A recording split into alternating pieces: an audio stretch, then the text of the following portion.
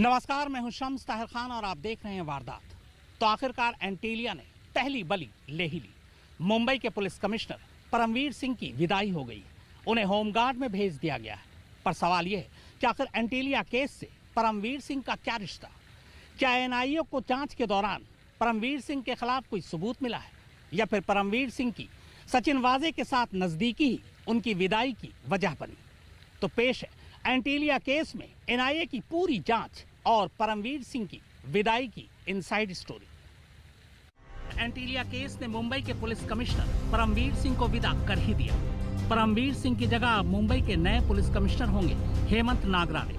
परमवीर सिंह को होमगार्ड में भेज दिया गया है। अब सवाल यह है कि एंटीलिया केस में परमवीर सिंह कैसे नप गए? तो इसकी जाहिरी वजह फिलहाल सिर्फ और सिर्फ एक है, और वो है सचिन वाजे। हालांकि मुंबई में एनआईए के कदम रखते ही परमवीर सिंह का जाना तय हो चुका था, लेकिन विदाई इतनी जल्दी होगी यह खुद परमवीर सिंह को भी नहीं मालूम था।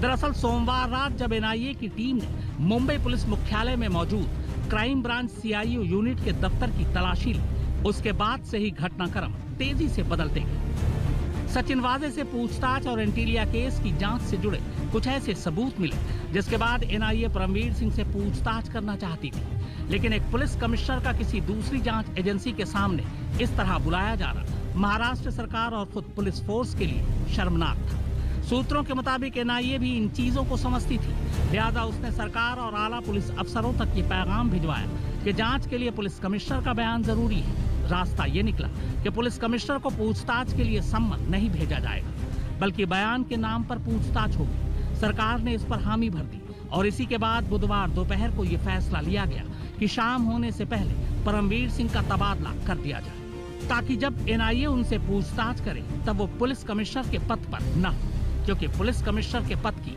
एक गरिमा होती है।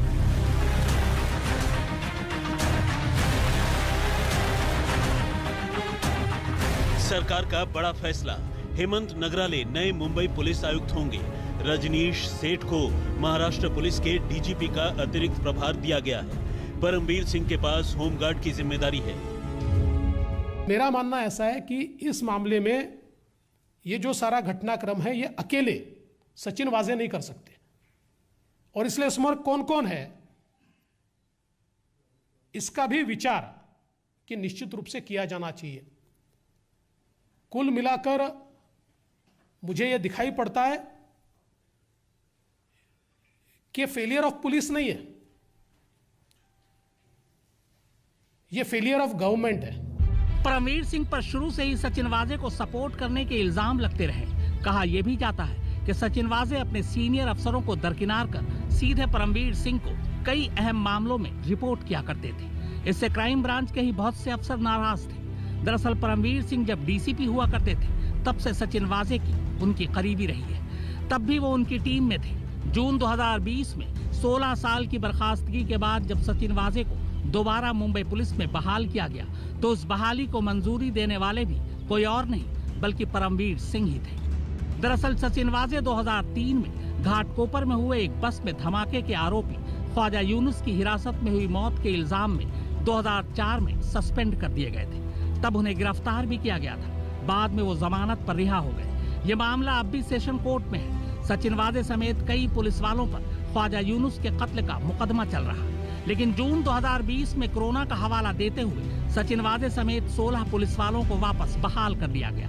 लेकिन बहाली के सिर्फ 9 महीने बाद ही सचिन वाजे एंटीलिया केस में अब दोबारा गिरफ्तार हो चुके हैं। अपनी गिरफ्तारी के साथ साथ पुलिस कमिश्नर को भी वो विदा कर गए।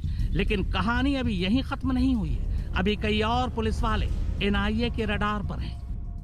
मुंबई पुलिस एक नाजुक दौर से गुजर रही है। कुछ ऐसे केसेस हुए हैं जिसमें मुंबई पुलिस की विश्वासर्हता पे एक क्वेश्चन मार्क लगा हुआ है। मुझे विश्वास है कि जो गंवाई हुई विश्वासर्हता है उसको हम फिर से पुराने दौर में ला सकेंगे। इस मामले के तह तक जाना होगा और जिन इंटरेस्ट के साथ जिन इंटरेस्ट को प्रोटेक्ट करने के लिए उनको वहां लाकर बैठाया सरकार की ओर से, उससे इसका क्या ताल्लुकात है, उससे इसका क्या संबंध है, यह भी हमारी जांच एजेंसीज को ढूंढना पड़ेगा। विपक्ष सवाल पूछते हैं, एक अधिकारी को सर्विस में लेना, उसके बाद जो हुआ है, ऐसे घटनाएं पहले भी हुई है और राज्यों में। लेकिन ठीक है, अब एक आदमी की मौत हो गई है, उसके बारे में एनआईए जांच कर रही है, जो जिलेटिन के टुकड़े मिले उसकी जांच कर रही है। एनआईए का सच सामने आने तो बाद में हम वापस बात करेंगे। सूत्रों के मुताबिक एनआईए सचिन वाजे के साथ साजिश में शामिल बाकी पुलिस वालों पर हाथ रखने से पहले सारे सबूत जुटा लेना चाहती है और इसी सिलसिले में एनआईए ने सोमवार देर रात क्राइम ब्रांच दफ्तर की तलाशी ली। मुंबई पुलिस कमिश्नर परमवीर सिंह का तबादला हुआ हो, लेकिन उनकी और उनके जो अन्य सीनियर ऑफिसर्स हैं उनकी मुश्किलें कम नहीं हुई है, क्योंकि एनआईए ने जब सचिन वाजे को गिरफ्तार किया है तो उनको ये भी कहीं ना कहीं शक है कि ये जो सीनियर ऑफिसर्स हैं उनको इस पूरे मामले की कितनी जानकारी थी और उनकी क्या भूमिका रही है।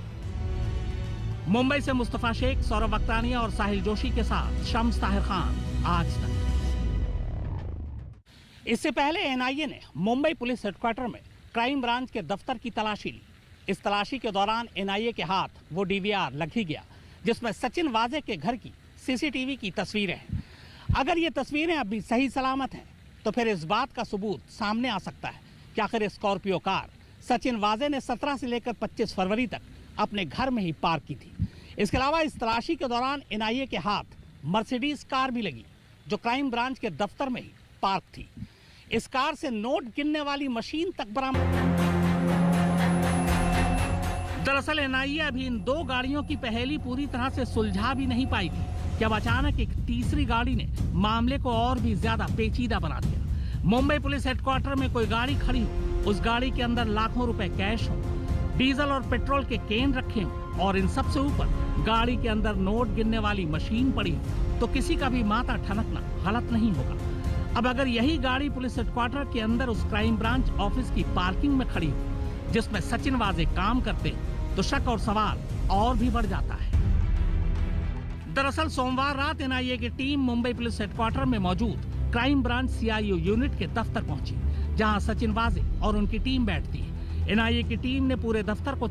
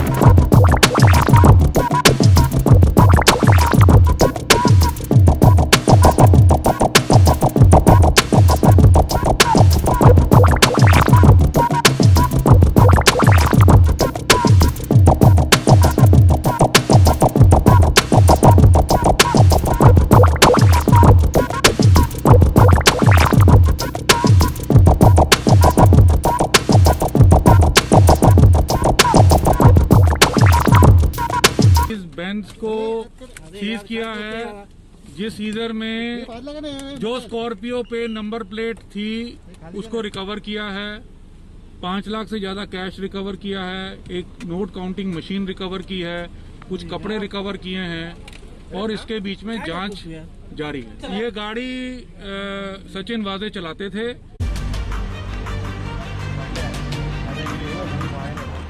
एनआईए ने इस कार को जब्त कर लिया। इसके बाद जब कार की जानकारी निकाली गई तो पता चला कि इस मर्सिडीज का मालिक महाराष्ट्र के धुले शहर का रहने वाला है। मर्सिडीज के मालिक का सचिन वाजे से क्या रिश्ता है, एनआईए इसे खंगाल रही है। लेकिन इस दौरान आज तक की टीम धूले में मर्सिडीज के मालिक तक पहुंच गई। बातचीत में उन्होंने बताया कि वो अपनी कार इसी साल फरवरी में बेच चुके हैं। गाड़ी मेरी अभी है नहीं, गाड़ी मेरी थी और ये गाड़ी मैंने मिडल ऑफ फरवरी 2021 में ऑलरेडी सेल आउट कर दी थी। तो इस सब मैटर में मेरा कोई रोल है नहीं सर। जो एक गाड़ी बेचते समय जो कुछ प्रोसेस होती है वो सारी मेरे पास है और सारे डॉक्यूमेंटेशन मेरे हैं। अगर कुछ मुझे पूछताछ होती है तो मैं उसको फेस करूंगा और मैं उसको कोऑपरेट करूंगा और उनको जो कुछ चीजें चाहिए मैं उनको दूंगा। मर्सिडीज के मालिक का दावा है कि उसने अपनी ये कार रीसेल कार डीलर को बेची थी। अब ये कार क्राइम ब्रांच के दफ्तर कैसे पहुंची, सचिन वाजे इसका इस्तेमाल कैसे कर रहे थे, इस बारे में उसे कोई जानकारी नहीं। उसका यह भी कहना है कि वो सचिन वाजे को नहीं जानता। कार मालिक के मुताबिक फरवरी में गाड़ी बेचने के बाद कायदे से गाड़ी के रजिस्ट्रेशन पर किसी और का नाम और पता होना चाहिए। उसे हैरानी है कि अब तक ये नाम पते बदले क्यों नहीं गए। मर्सिडीज कार के अलावा सचिन वाजे के दफ्तर से एनआईए ने जो बाकी चीजें जब्त की उनमें 3 अहम चीजें हैं। सचिन वाजे के घर की डीवीआर, आईपैड और मोबाइल फोन। ये वही डीवीआर है जो 27 फरवरी को सचिन वाजे के कहने पर क्राइम ब्रांच सीआईयू की टीम साकेत हाउसिंग कॉम्प्लेक्स से अपने साथ ले गई थी। सचिन वाजे थाने में साकेत हाउसिंग कॉम्प्लेक्स में ही रहते हैं। एनआईए के लिए ये डीवीआर इस केस में सबसे अहम सबूत है, क्योंकि एनआईए का मानना है कि जिस स्कॉर्पियो का इस्तेमाल एंटीलिया केस में हुआ वो स्कॉर्पियो 17 से 25 फरवरी तक सचिन वाजे के घर यानी साकेत हाउसिंग कॉम्प्लेक्स परिसर में ही पार्क थी। हालांकि एनआईए सूत्रों के मुताबिक डीवीआर के साथ छेड़छाड़ की जा चुकी है, लेकिन इसके बावजूद डीवीआर को फॉरेंसिक जांच के लिए भेज दिया गया है। अगर डीवीआर में कैद तस्वीरें बाहर आ गई तो सचिन वाजे का सच सिर्फ तीसरी आंख ही नहीं बल्कि हर आंखों के सामने हो। एनआईए की तफ्तीश के मुताबिक 17 फरवरी को मनसुख हिरेन की कार चोरी नहीं हुई थी, बल्कि प्लानिंग पहले से थी। उसी प्लानिंग के तहत 17 फरवरी की शाम करीब 6 बजे Mansukh Hiren eastern express highway पहुंचते हैं। वहां पहुंचने के बाद वो अपनी गाड़ी सड़क किनारे पार्क कर देते हैं। गाड़ी ऐसी जगह पार्क की गई थी जहां आसपास दूर दूर तक कोई सीसीटीवी कैमरा नहीं था। एनआईए सूत्रों के मुताबिक गाड़ी पार्क करने के बाद मौके पर ही मनसुख हिरेन ने गाड़ी की चाबी क्राइम ब्रांच सीआईयू यूनिट के एक पुलिस वाले को दे दी और वो खुद टैप करके वहां से मुंबई की तरफ रवाना हो गए। बाद में उसी पुलिस वाले ने चाबी से गाड़ी स्टार्ट की और स्कॉर्पियो ले जाकर सचिन वाजे के घर साकेत कॉम्प्लेक्स में पार्क कर दिया। 17 से 25 फरवरी के बीच स्कॉर्पियो के सही लोकेशन के बारे में सचिन वाजे के अलावा सीआईयू यूनिट के सिर्फ 3 से 4 पुलिस वालों को ही जानकारी थी। इनमें से एक रियाज काजी है। क्राइम ब्रांच सीआईयू में असिस्टेंट पुलिस इंस्पेक्टर रियाज काजी ही वो शख्स भी है जो सचिन वाजे के घर से जांच के नाम पर सीसीटीवी फुटेज वाला डीवीआर अपने साथ ले गया था।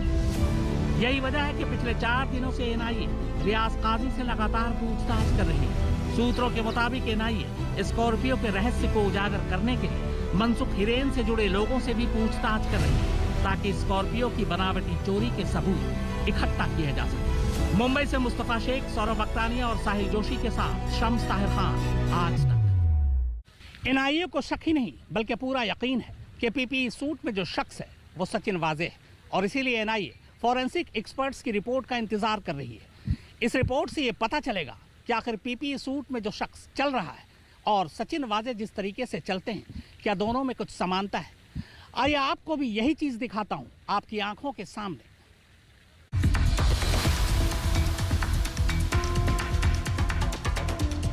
आखिर इस पीपीई सूट के अंदर क्या सचमुच सचिन वाजे है? फॉरेंसिक रिपोर्ट जब आएगी तब आएगी, लेकिन फॉरेंसिक एक्सपर्ट्स किसी नतीजे पर कैसे पहुंचेंगे, इन तस्वीरों को कैसे परखेंगे, आइए उसकी एक वानगी दिखाते हैं। साथ ही आपकी आंखों के सामने ये पता लगाने की कोशिश करते हैं कि इस पीपीई सूट में सचिन वाजे है या कोई और। अब इन दोनों तस्वीरों के जरिए देखते हैं कि क्या इन दोनों तस्वीरों का वॉकिंग पैटर्न आपस में मिलता है, यानी इनके चाल ढाल एक जैसे हैं। अब ये इत्तेफाक है या कुछ और, लेकिन दोनों ही चलते वक्त अपने हाथ दूर तक आगे पीछे ले जाते हैं। चलते वक्त दोनों का शरीर बिल्कुल सीधा होता है और तो और चलते वक्त दोनों के पांव बाहर खुले होते हैं। और सबसे अहम ये कि वाजे अक्सर अपने हाथ में मोबाइल फोन रखते हैं और पीपीई किट वाले शख्स के हाथ में भी मोबाइल फोन नजर आ रहा है। हालांकि अब ये कहा जा रहा है कि वो पीपीई किट नहीं बल्कि एक ओवर साइज कुर्ता था। लेकिन वो किट हो या कुर्ता, उसके अंदर जो भी है उसके चेहरे से नकाब हटना अब जरूरी है। आज तक ब्यूरो। तो वारदात में फिलहाल इतना ही, मगर आज तक पर खबरों का सिलसिला लगातार जारी। नमस्कार, मैं हूं अंजना ओम कश्यप। हमें उम्मीद है ये वीडियो आपको पसंद आया होगा। लेटेस्ट खबरों के लिए यूं ही देखते रहिए आज तक, और इस वीडियो के पसंद आने पर लाइक, शेयर एंड सब्सक्राइब करना ना भूलें।